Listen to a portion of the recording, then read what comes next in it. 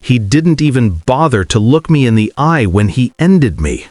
"Useless old woman," he smirked, sliding the envelope across the polished oak table. 12 days.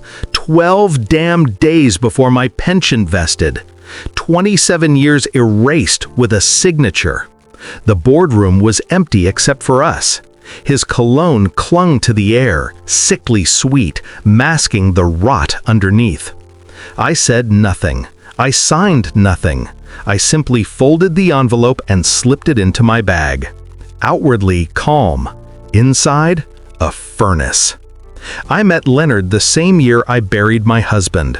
He had swagger, the kind of easy charm that convinces investors to hand over fortunes. To me, he was opportunity, ambition incarnate. I built his numbers into sense, his chaos into empire. He once told me I was the bones beneath the skin of his company. He called me irreplaceable.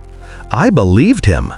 For decades, I kept the wheels greased, the books pristine, the lies subtle enough to pass as truth. We were partners. At least, that's what I thought. It began with whispers in the hall, the new assistant who avoided my eyes, the way meetings shifted without my calendar pinging, a silence around me, too heavy to ignore. Then I saw it, the financial predictions. My pension had been listed as pending liabilities. Next to it, projected savings 4M.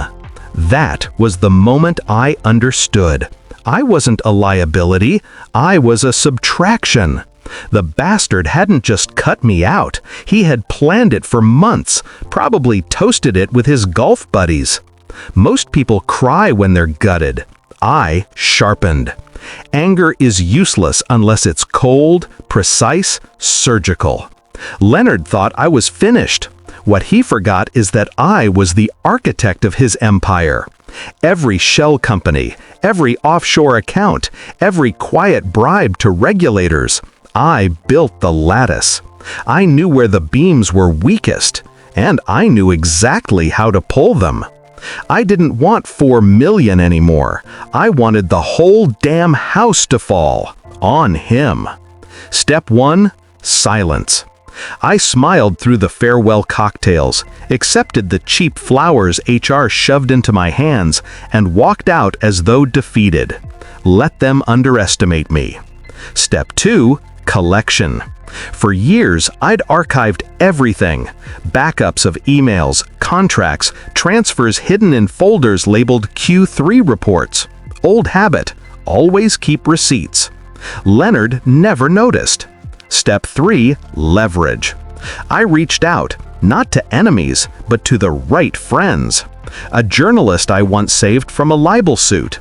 A federal contact who owed me a favor for burying his indiscretion in a quarterly report. Quietly, I fed them threads. Offshore laundering, safety violations buried under PR. Fraud so intricate it could only have been orchestrated from the top. Step 4, the kill shot. I timed it perfectly. End of fiscal year, just as Leonard was preparing to announce record profits. I dropped the evidence package like a blade from the ceiling.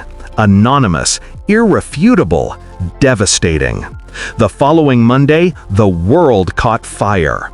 2.7 billion empire collapses overnight. Fraud allegations surface. CEO Leonard Vance under federal investigation. I watched him on TV, pale and stammering, as cameras swarmed him outside his glass fortress. That trademark smirk was gone, replaced by sweat and fear. He called me, of course. 27 years of habit.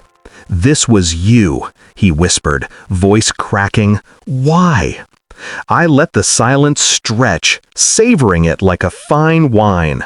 Then I said, calm as a scalpel, 12 days, Leonard. You should have given me 12 days. And I hung up.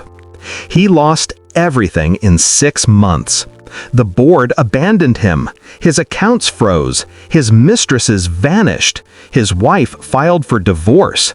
By the time the indictment came down, Leonard was just a hollow man in an expensive suit, reduced to begging for sympathy in headlines that painted him as a fallen king. Me? I walked away clean. The journalists never knew my name. The feds never looked my way. I had covered my tracks decades ago, building the maze I later set aflame. I didn't get my $4 million, but I got something better. Justice. When I see the wreckage of his empire splashed across newspapers, I don't smile. I don't need to. I know the truth. An old woman toppled him, and that's enough.